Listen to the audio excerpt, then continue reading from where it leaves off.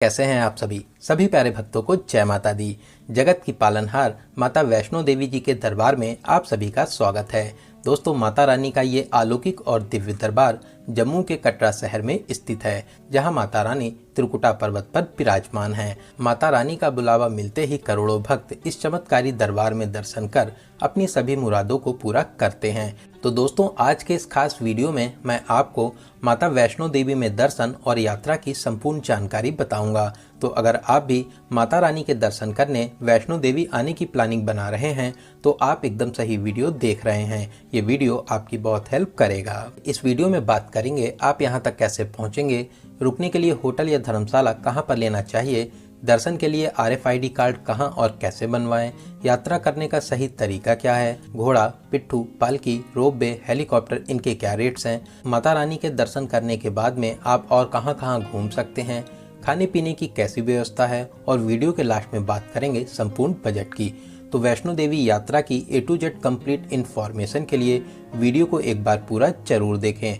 तो चलिए माता रानी का नाम लेके शुरू करते हैं आज की इस पावन यात्रा को। दोस्तों, कमेंट बॉक्स में जय माता दी जरूर लिखें।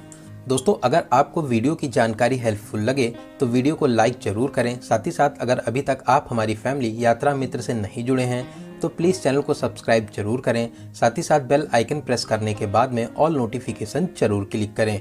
तो चलिए बिना किसी देरी के वीडियो में आगे बढ़ते हैं और एकदम शुरू से शुरू करते हैं और जानते हैं आप यहाँ तक कैसे पहुँचेंगे। बात करें ट्रेन की तो आपको आना होगा जम्मू। यहाँ पर वेल कनेक्टेड रेलवे स्टेशन है। जम्मू रेलवे स्टेशन के बाहर ही बस स्टैंड और टैक्सी स्टैंड बने हुए हैं, जहाँ से आपको कटरा के लिए हर 10 मिनट में बसेस मिल जाएंगी। जम्मू से कटरा की दूरी लगभग 52 किलोमीटर की है। ऑर्डनरी बस में आपसे 80 रुपये का चार्ज लेते हैं, नॉन स्टॉप ऑर्डनरी बस में 100 रुपये, सेमी डिलक्स AC बस में 120 रुपये और डिलक्स AC बस में आपसे 150 रुपये का चार्ज करते हैं। वहीं प्राइवेट टैक्सी वाले इस दूरी के लिए 1500 से 2000 रुपये का चार्ज करते हैं। इसके अलावा कटरा में भी माता वैष्णो देवी कटरा रेलवे स्टेशन बना हुआ है। कुछ train direct Katra railway station तक भी आती हैं। तो चलिए बहुत ही शानदार सफर पूरा करते हुए, बहुत सी सुरंगों और पहाड़ी रास्तों को पार करते हुए 1 से 1.5 घंटे में अब हम लोग पहुंच चुके हैं कटरा। सामने ही आपको माता रानी का प्यारा सा पर्वत दिखाई दे जाएगा, जिसको देखकर आपको बहुत ही सुकून मिलेगा। तो चलिए अब हम लोग बात करते हैं यहाँ पर रुकने के लिए होटल या धर्मशाला कहाँ पर लेना चाहिए। दोस्तों, कटरा में फुवारा चौक मेन सेंटर पॉइंट है। यहीं पर बस स्टैंड और टैक्सी स्टैंड बने हुए हैं। साथ ही कटरा की मेन मार्केट भी सामने है। आप फुवारा चौक के 100 से 200 मीटर रेंज में कहीं पर भी होटल ले सकते हैं।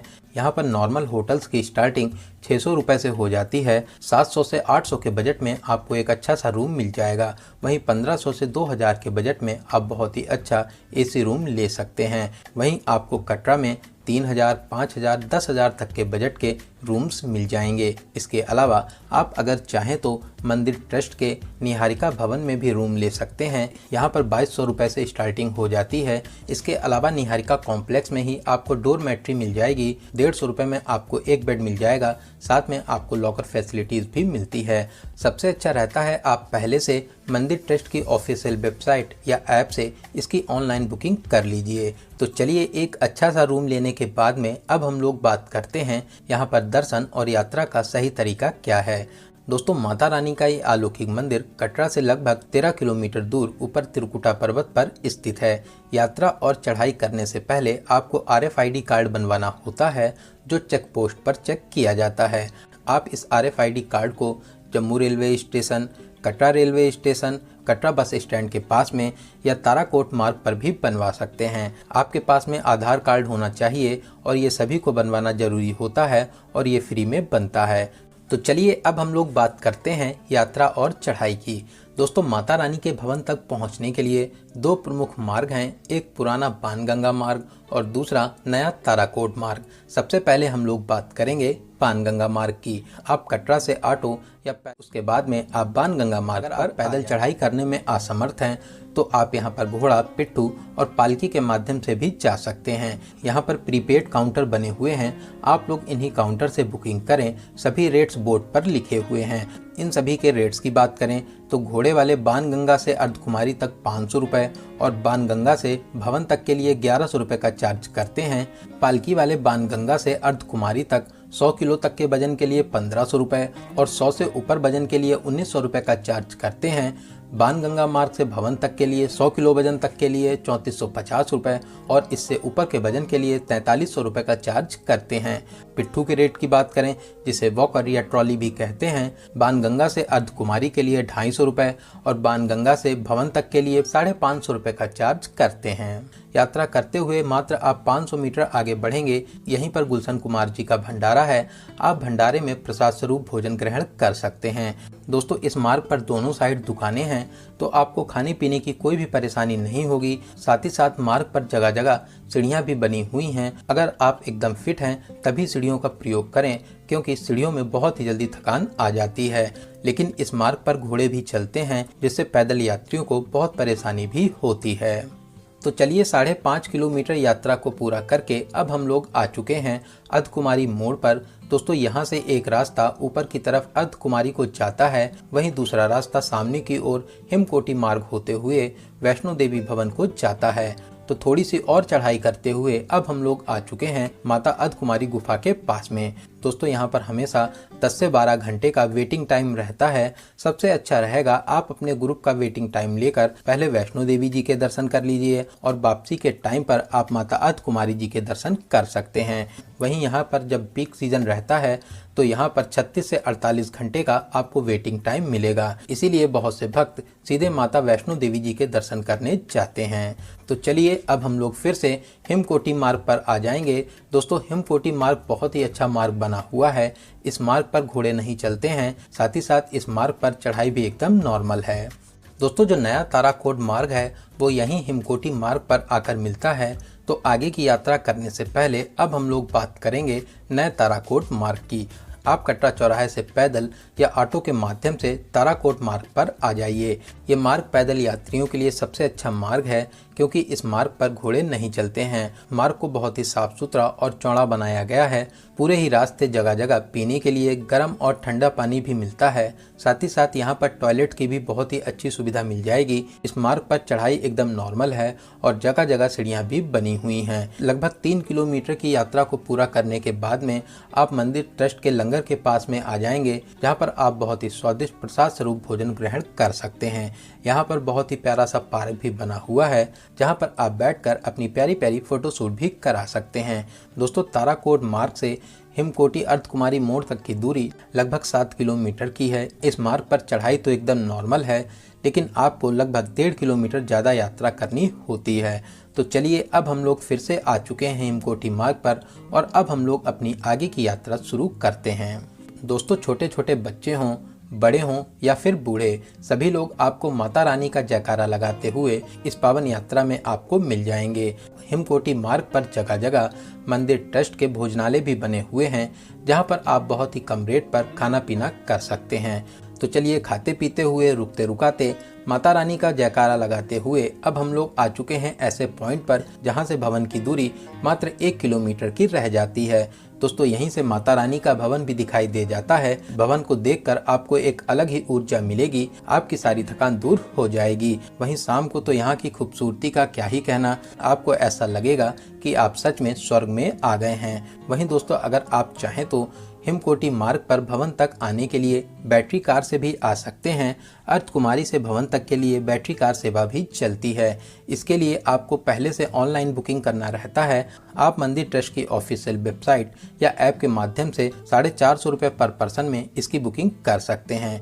तो चलिए 1 किलोमीटर की और यात्रा करके अब हम लोग आ चुके हैं स्वर्ग से सुंदर श्री माता वैष्णो देवी जी के पावन दरबार में। दोस्तों, अगर आपको पहुंचते पहुंचते शाम हो गई है और आप भवन के पास में रुकना चाहते हैं तो यहाँ पर बहुत से भवन बने हुए हैं।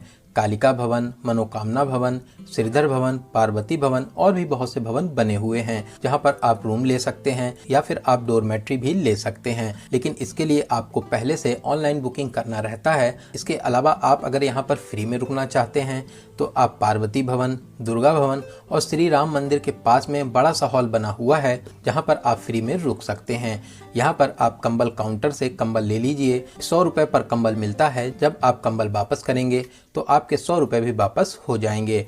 तो चलिए अब हम लोग बात करते हैं दर्शन की। दोस्तों यहाँ पर स्नान घाट बने हुए हैं जहाँ पर आप फ्री में टॉयलेट यूज़ कर सकते हैं, साथ ही साथ स्नान भी कर सकते हैं। तो स्नान करने के बाद में अब हम लोग अपना सारा सामान लॉकर में जमा करेंगे। यहाँ पर 2 से 3 लॉकर भी बने हुए हैं, स्काई वॉक के पास में, पार्वती भवन के पास में और भैरव बाबा मोड़ पर भी आपको लॉकर फैसिलिटीज़ मिल जाएगी। मंदिर के अंदर मोबाइल फ़ोन, सभी इलेक्ट्रॉनिक सामान, पर्स, बेल्ट ये सब ले जाना मना है। तो चलिए लॉकर में सारा सामान जमा करने के बाद में लाइन में लगकर स्काई वॉक होते हुए आगे बढ़ेंगे। सबसे पहले प्राचीन गुफा के दर्शन करेंगे, फिर गुफा में प्रवेश कर माता रानी के दर्शन प्राप्त करेंगे। यहाँ पर माता रानी पिंडी रूप में महाकाली, महालक्ष्मी, महासरस्वती के रूप में विराजमान हैं। दोस्तों आप सच में बहुत ही किस्मत वाले हैं जो माता रानी ने आपको अपने दरबार में बुलाया है। माता रानी आपकी सभी मनोकामनाओं को जरूर पूरा करेंगी। दोस्तों कमेंट बॉक्स में जय माता दी जरूर लिखें। दोस्तों भवन से निकलने के बाद में आप श्री राम मंदिर में दर्शन कर सकते हैं, हनुमान जी के दर्शन कर सकते हैं, फिर आप लगभग 100 सीढ़ियाँ नीचे उतरकर महादेव जी के दर्शन जरूर करें। महादेव दिव्य रूप में गुफा में विराजमान हैं। दोस्तों मंदिर की टाइमिंग की बात करें, ऐसे तो 24 घंटे मंदिर खुला रहता है। सुबह 5:30 से 7 बजे तक और शाम को 6 बजे से 8 बजे तक आरती का टाइम होता है। इस टाइम पर नॉर्मल दर्शन बंद रहते हैं। जो भी भक्त अटका आरती में शामिल होना चाहते हैं वो पहले से ऑनलाइन बुकिंग करके इसमें शामिल हो सकते हैं। तो माता रानी के दर्शन करने के बाद में अब हम लोग चलेंगे भैरवनाथ जी के दर्शन करने। दोस्तों ऐसी मान्यता है माता रानी के दर्शन करने के बाद में भैरव बाबा के दर्शन जरूर करना चाहिए, तभी आपकी यात्रा पूरी मानी जाती है। भैरव मंदिर भैरव घाटी पर स्थित है जो भवन से लगभग 3 किलोमीटर दूरी पर स्थित है। यहाँ तक आप चाहें तो पैदल जा सकते हैं या घोड़े के माध्यम से 250 से 300 रुपए देकर ऊपर भैरव मंदिर तक पहुँच सकते हैं। इसके अलावा यहाँ पर रोपवे सेवा भी चलती है। सर्दियों में सुबह 8 बजे से 4 बजे तक और गर्मियों में सुबह 7 बजे से शाम 6 बजे तक आप रोपवे के माध्यम से ऊपर भैरव मंदिर तक जा सकते हैं। 100 रुपए पर पर्सन का चार्ज रहता है जो दोनों साइड के लिए होता है। रोपवे का टिकट आपको दुर्गा भवन के बेसमेंट से मिलता है और रोपवे मनोकामना भवन के पास से चलती है। सबसे अच्छा रहता है पहले से ऑनलाइन टिकट बुक कर लीजिए, इससे आपको टिकट की लंबी लंबी लाइन में लगना नहीं होगा। तो चलिए रोपवे का बहुत ही प्यारा सा सफर पूरा करके अब हम लोग आ चुके हैं भैरवनाथ मंदिर के पास में। तो चलिए सबसे पहले हम लोग भैरव बाबा जी के दर्शन करेंगे। लाइन में लगकर मंदिर में प्रवेश करेंगे जहां पर हनुमान जी और भैरव बाबा के दर्शन कर आशीर्वाद प्राप्त करेंगे। भैरव बाबा आपकी सभी मनोकामनाओं को जरूर पूरा करेंगे। दोस्तों यहाँ पर बहुत बड़ा ओपन एरिया है जहाँ से चारों तरफ के नज़ारे बहुत ही प्यारे लगते हैं। साथ ही साथ यहाँ से भवन के नज़ारे देखते ही बनते हैं। यहाँ से भवन के नज़ारे देखकर आपका दिल खुश हो जाएगा। ऊंचे ऊंचे पहाड़ों के घिरे होने से यहाँ की खूबसूरती में 4 चांद लग जाते हैं। तो आप यहाँ पर कुछ देर जरूर बैठें, आपको यहाँ पर बहुत ही ज़्यादा अच्छा लगेगा। तो भैरव मंदिर में दर्शन करने के बाद में आप पैदल, घोड़े या रोपवे के माध्यम से नीचे भवन तक आ जाइए। फिर आप कुछ खाने पीने के बाद में कटरा के लिए वापसी भी कर सकते हैं। दोस्तों भक्तों के लिए नीचे कटरा से भवन तक के लिए रोपवे प्रोजेक्ट भी बनाया जा रहा है। उम्मीद है आने वाले महीनों में ये रोपवे प्रोजेक्ट भी शुरू हो जाएगा।